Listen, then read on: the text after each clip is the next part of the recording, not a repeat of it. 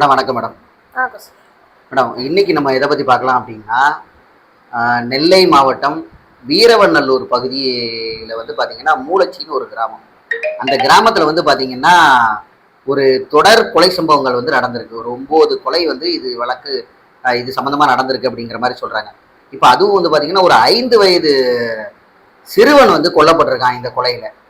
இதில் உங்களுக்கு தெரிஞ்ச தகவல்களை பகிர்ந்து கொள்ளுங்க மேடம். ஃபர்ஸ்ட் ஆஃப் ஆல் அனைவருக்கும் வணக்கம். எல்லாரும் நமக்கு வந்து ஒரு நல்ல ஆதரவு கொடுக்குறீங்க, ரொம்ப நன்றி. ஸோ இப்போ நம்ம விஷயத்துக்கு போகலாம். நெல்லையில் வீரவநல்லூர் அப்படிங்கிற ஒரு இடத்துல வந்து மூலச்சி கிராமம் அப்படிங்கிற ஒரு பகுதியில் வந்து இந்த மாதிரி ஒரு சம்பவம் நடந்திருக்கு. இது எப்படின்னு பார்த்தீங்க அப்படின்னா, என்ன நடந்தது ஆக்சுவலாக அப்படின்னு பார்த்தீங்கன்னா, ஒரு தந்தை, ஒரு 15 வயது மதிகத்தகுந்த ஒரு மகன், அதுக்கப்புறம் 5 வயது சிறுவர், இந்த 3 பேரும் இருசக்கர வாகனத்துல வந்து பயணம் பண்ணிட்டு இருந்திருக்காங்க அந்த சாலையில. அப்ப பாத்தீங்க அப்படின்னா திடீர்னு ஒரு அம்பாசிடர், ஒரு பழைய ஒரு அம்பாசிடர் காரு, அதுக்கப்புறம் ஒரு வண்டியில 2 வீலர்ல ஒரு 2-3 2 வீலர்ல 2-3 பேர் தொடர்ந்து அந்த வண்டிய அந்த கார் வந்து மோதி அவங்க வந்து அவங்கள நிலை தடுமாற பண்ண வச்சு, அதுக்கப்புறம் அந்த 2 வீலர்ல இருந்த ஆட்கள் வந்து அறிவால வச்சு அந்த தந்தைய, அந்த 15 வயது மகன் முன்னாடியே கொலை பண்ணி அந்த தலையை எடுத்துட்டு போன ஒரு சம்பவம். இதுல பாத்தீங்க அப்படின்னா அந்த காரு மோதின வேகத்திலேயே அந்த 5 வயது சிறுவர் வந்து ஸ்பாட் அவுட். அந்த கார் மோதின இதுல அந்த வண்டியில உள்ள சிறுவனை தூக்கி அடிச்சு ஸ்பாட் அவுட் அந்த சின்ன பையன். அந்த 15 வயது பையன் முன்னாடியே அவங்க அப்பாவோட தலையை கொடூரமான முறையில ஒரு கும்பல் வந்து இந்த மாதிரி பண்ணியிருக்காங்க. அதை பண்ணி அந்த முட்புதர்ல அந்த தலையை எரிஞ்சிட்டு போன மாதிரி ஒரு தகவல் வருது.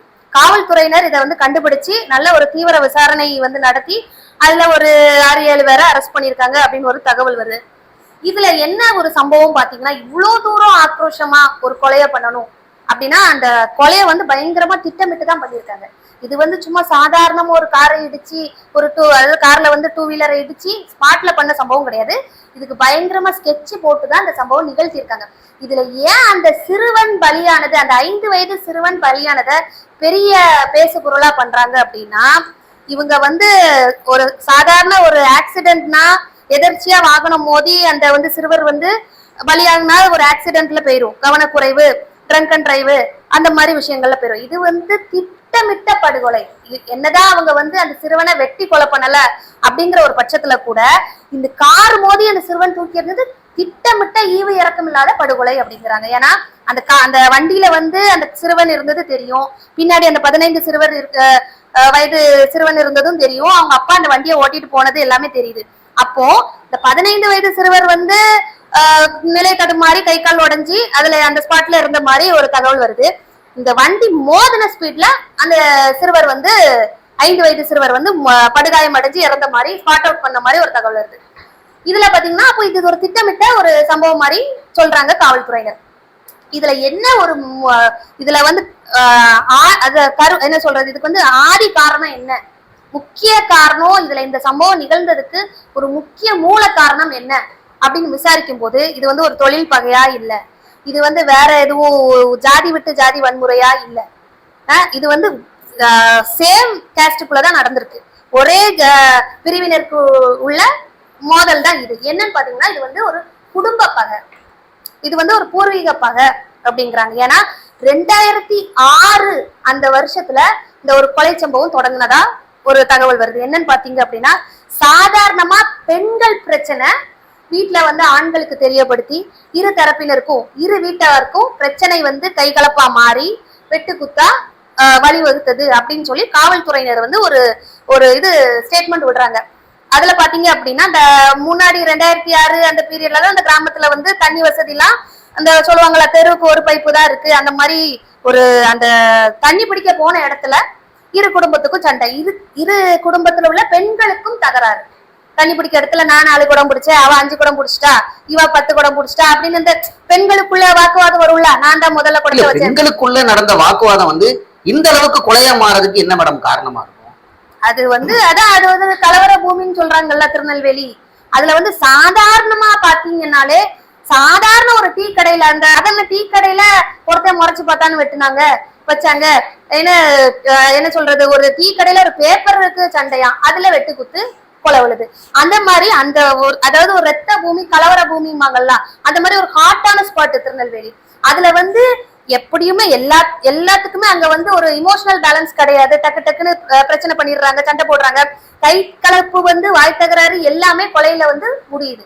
இதுல பாத்தீங்க அப்படின்னா இப்போ அது வந்து ஒரே உதாரணத்துக்கு வந்து இப்போ ஒரு ஒரு மிகப்பெரிய ஒரு ஆள் சொல்லி நான் கேள்விப்பட்டிருக்கேன். திருநெல்வேலி மாவட்டத்துல வந்து மேக்சிமம் பெண்கள் மேலேயே எஃப்ஐஆர் இருக்கு அப்படிங்கிற மாதிரிலாம் சொல்றாங்க. அது எந்த அளவுக்கு உண்மை? அது உண்மைதான், அது வந்து வாஸ்தவம் தான். திருநெல்வேலி எடுத்துக்கிட்டீங்கன்னா அப்படின்னா ஒரு குடும்பத்துல அட்லீஸ்ட் ஒருத்தர் மேலேயாவது எஃப்ஐஆர் இல்லாம இருக்காது. அந்த அளவுக்கு பிரச்சனைகள் வாய்ந்த ஏரியா. அதாவது கை கலப்பு அந்த பேச்சுவார்த்தையே கை கலப்பா மாறிடுவாங்க. இப்போ நம்ம சென்னை சைடு அந்த நம்மளோட வட தமிழகத்துல வந்து பாத்தீங்க அப்படின்னா எல்லா பேச்சுவார்த்தை இப்போ ஃபார் எக்ஸாம்பிள் ஒரு டிராபிக் சிக்னல்லே நம்ம பிரச்சனை வந்தா கூட பேசி எடுத்து முடிச்சுட்டு அங்கேயே சண்டை திட்டிட்டு அந்தால விலகிடுவோம். ஆனா திருநெல்வேலி அப்படி இல்லை, பேச்சுவார்த்தை கை கலப்பா மாறும், கை கலப்பு கொலை வரைக்கும் கூட போகும். சோ அது வந்து ஒரு ஹாட்டான ஸ்பாட் அப்படின்னு சொல்லிட்டு அதுல வந்து காவலர்கள் வந்து பயங்கரமா எப்பவும் பரபரப்பாவே இருப்பாங்க. திருநெல்வேலி, தூத்துக்குடி, கன்னியாகுமரி அந்த சைட் எல்லாம் பாருங்க, எப்பவுமே அந்த காவலர்களுக்கு வந்து அந்த பிரஷர் இருந்துகிட்டே இருக்கும். எப்ப யாரை வெட்டுறாங்க, யாரை குத்துறாங்க, யாரை கொல்லுறாங்க, அந்த மாதிரி ஒரு பரபரப்பான ஒரு ஏரியா. அந்த காலத்துல இருந்து இப்ப வரைக்கும் அந்த கொலைகள் வந்து அந்த மாதிரி நடக்குது. இதுல பாத்தீங்க அப்படின்னா காவலர்கள் என்ன சொல்றாங்க, அதாவது 2006ல தொடங்கின கொலை சம்பவம் தொன்று தொட்டு அடுத்தடுத்து இவன் வீட்டுல உள்ளவங்க அவன் போட, அவன் வீட்டுல உள்ளவங்களை இவங்க போட மாத்தி மாத்தி மாத்தி மாத்தி போட்டு 2026 வரை தொடர்ந்து இருக்கு. அதுல வந்து கொஞ்சம் வருஷம் கேப் விட்டுருக்காங்க. எதுல அப்படின்னா இந்த கொலை சம்பவம் வந்து ஒரு 4-5 வருஷம் கேப் விட்டுருக்காங்க. எதனால அப்படின்னா காவல்துறையினர் வந்து தீவிர கண்காணிப்புல இறங்கியிருக்காங்க. இரு குடும்பத்தவர் மீதும் தீவிரமா கண்காணிச்சு அந்த கிராமத்துல இவங்க இரு வேறுபட்ட சமுதாயமா இந்த அளவுக்கு இருக்கிறது இல்ல இது வந்து ஒரே சமுதாயத்தை சேர்ந்தவங்க தான். இதே இரு தரப்பினர் இரு வேறுபட்ட சமுதாயத்தவர் தான் பயங்கரமா அந்த பிரச்சனை வெளியில போற்றையா இருக்கும். சாதி பிரச்சனை, சாதி வன்முறை அப்படின்னு ஒரு பெரிய ஜாதி சாயம் இதுல பூசிருப்பாங்க. ஆனா ஒரே சமுதாயம் அப்படிங்கிற ஒரு அடிப்படையில இது ரொம்ப ஒண்ணு பெரிதா பேசப்படல. ஆனா இந்த வன்முறை சம்பவம் வந்து பயங்கரமான கண்டிக்க வேண்டிய ஒரு விஷயம். ஏன்னா இப்ப ரீசெண்டா அந்த கொலை சம்பவத்துல ஈடுபட்ட மெயின் அக்யூஸ்ட் பாத்தீங்கன்னா 20 வயது மதிக்க தகுந்த ஒரு வாலிபர் அந்த குடும்பத்துல உள்ள ஆப்போனன்ட் டீம்ல உள்ளது. அது இப்படி மாத்தி மாத்தி மாத்தி மாத்தி மாத்தி அந்த பசங்களோட வாழ்க்கையே வம்பா போற அளவுக்கு இருக்கு. புரியுதா? சோ தகவலின்படி பாத்தீங்கன்னா ஒரு பெண்களோட சின்ன விஷயம் வீட்டுல வந்து அவ என்ன இப்படி பேசிட்டா, இவ என்ன இப்படி பேசிட்டான்னு சொல்லி சண்டை போட்டு வீட்டுல உள்ள ஆண்களை இழுத்து விட்டு ஆண்களுக்குள்ள வாக்குவாதம் கைகலப்பா மாதிரி கைகலப்பு கொலை வரைக்கும் போட்டிருக்கு. சோ இதுதான் இப்போதைய தகவல். இப்போ இந்த குற்றச்செயல்கள் எல்லாம் தடுக்கிறதுக்கு, அதாவது சிறார்கள் வந்து இந்த குற்றங்கள்ல ஈடுபடுறதுக்கு, இதை தடுக்கிறதுக்கு என்னதான் வழி? அதாவது குற்றங்களை தடுக்கணும்னா தண்டனைகள் வந்து கடுமையாக்கப்படணும். அது மட்டும் இல்ல இந்த ஜுவனைல் ஏஜ வந்து குறைக்கிறது சம்பந்தமா கொஞ்சம் ஆலோசனைகள்லாம் நடக்குது. ஏன்னா நிறைய பேர் என்ன பண்றாங்க, இந்த ஏஜ் லிமிட்டை வச்சு தப்பிச்சிடுறாங்க. அதாவது ஜுவனைல பொறுத்தவரை உங்களுக்கே தெரியும், அதுல வந்து நிறைய வசதிகள் வந்து பண்ணி கொடுக்குறாங்க. அதாவது மற்ற கைதிகளுக்கு வந்து வித்தியாசமா ட்ரீட்மெண்ட், இந்த சின்ன பசங்க எல்லாம் தப்பு செஞ்சுட்டு போனா அவங்களுக்கு படிக்கிற விஷயம், நல்லொழுக்கம், அந்த மாதிரி நிறைய கிளாஸ் நடக்குது. அவங்க ஜஸ்ட் ஒரு ஹாஸ்டல் மாதிரி தான் அதை என்ஜாய் பண்றாங்க. இததான் நம்ம வந்து சட்ட ஒழுங்க வந்து சீரமைக்க இந்த மாதிரி நிறைய ஆலோசனைகள் நடந்துட்டு இருக்கு. இதுல பாத்தீங்க அப்படின்னா ஃபார் எக்ஸாம்பிள் இப்போ ஒரு நம்மளோட நிறைய கொலை சம்பவம் வந்து திருநெல்வேலியில நடந்திருக்கு. ஃபார் எக்ஸாம்பிள் இப்போ ரீசெண்டா அந்த ஸ்கூல்ல ஒரு பையன் அருவாள் எடுத்துட்டு போன விஷயம், அதுக்கு முன்னாடி அந்த சின்னத்துறை அந்த ஒரு கொலை சம்பவம், அதுக்கப்புறம் நம்மளோட ஆலங்குளம் சைடுல எல்லாம் நிறைய பெரும்பத்து ஆலங்குளம் அந்த சைடு வந்து இப்போ நிறைய அதுல நிறைய பேர் ஜுவனைல் அப்படின்னு சொல்றாங்க, சின்ன சிறார்கள் அப்படின்னு சொல்றாங்க அந்த கொலை சம்பவத்துல ஈடுபடுது. இந்த மாதிரி ஆட்கள் எல்லாம் திருநெல்வேலியில போடும்போது திருநெல்வேலி குவாரண்டைனே ஒரு 3 சாதியினருக்கும் பிரிவு பயங்கரமான ஒரு பிரிவினையை வச்சு போட்டிருக்காங்க. நாடார், தேவர், தேவேந்திர குல வேளாளர்னு சொல்லிட்டு. சோ அப்ப அவங்கவுங்க குவாரண்டைன்ல அந்தந்த கம்யூனிட்டி பசங்களை அடைக்கும் போது அவங்களோட பாண்டிங் வந்து இன்னும் கொஞ்சம் டீப் ஆயிருது.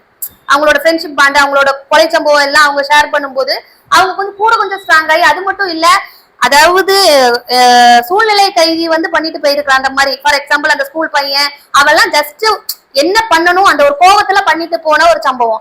ஆனா இதுல நிறைய விஷயங்கள் அந்த பெரும்பத்து கிராமத்துல எல்லாம் பாருங்க, அதெல்லாம் சூழ்நிலை கைதிகள் கிடையாது, அதெல்லாம் ப்ரீ பிளான்ட் அக்யூஸ்ட். அந்த டீம்லயே இருந்து ஃபார்ம் பண்ணி அந்த கஞ்சா போதை அதுல அடிக்ட் ஆகி நல்ல வெல் பிளான்ட் அக்யூஸ்ட். அப்போ அவங்க கிட்ட இந்த பசங்க எல்லாம் சிக்கும் போது கூட கொஞ்சம் இவங்களை ட்ரெயின் பண்ணி அடுத்து என்ன பண்ணலாம், அடுத்து பிளான் பண்ணலாமா, அடுத்து வந்து தைரியம் கொடுக்குறாங்கன்னு சொல்ல வரேன். இப்போ ஒரு குற்ற சம்பவத்தை நீங்க பண்ணிட்டு உள்ள போனீங்கன்னா அதுக்கு உண்டான தண்டனை எதுன்னு நொந்து நூலாகி இனியாவது திருந்தி நல்வாழ்க்கையை நடத்தணும்னு வெளியே வரணும். ஆனா சிறைச்சாலைகள்ல என்ன நடக்குது, உள்ள போய் கூட கொஞ்சம் ஒரு கேங் ஃபார்மேஷன் பண்ணி அதை அடுத்து அந்த கும்பல் சேர்ந்து கூட கொஞ்சம் தான் எஃபெக்டிவா பண்றாங்க நிறைய விஷயங்களை. ஸோ இதை தடுக்கணும் அப்படின்னா அந்த இளஞ்சிறார்களை தனித்தனியா சிறைப்படுத்தணும்.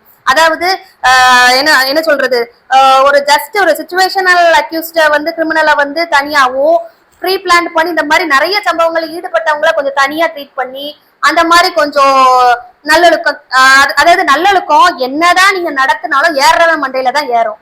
சும்மா என்ன சொல்றது, இதுக்குன்னே நான் தன்னோட மைண்டை செட் பண்ணிட்டு வந்திருப்பான் பாருங்க, அவங்களுக்கு நீங்க என்ன சொன்னாலும் ஏறாது, உள்ள பசங்களையும் எடுத்துதான் விடுவாங்க இந்த மாதிரி ட்ரக் அடிக்ட் அந்த மாதிரி விஷயங்கள்லாம். சோ இதுக்கெல்லாம் தனித்தனியா வகைப்படுத்தணும். எப்படி அந்த குவாரண்டைனை 3 பிரிவா நீங்க வகைப்படுத்திருக்கீங்களோ அந்த மாதிரி அக்யூஸ்ட் கிரிமினல்ஸையும் ஜுவனைல்ஸையும் என்ன பண்ணணும்னா தனித்தனியா அடைச்சி அவங்களுக்கு உண்டான என்னென்ன தேவையோ இண்டிவிஜுவல் கேர் கொடுத்து அவங்களை திருத்தணும். அப்பதான் அந்த சம்பவத்துல இருந்து வெளிவர முடியும். நிறைய கவுன்சிலிங் கொடுத்து அவங்களோட மைண்டை மாத்தணும்.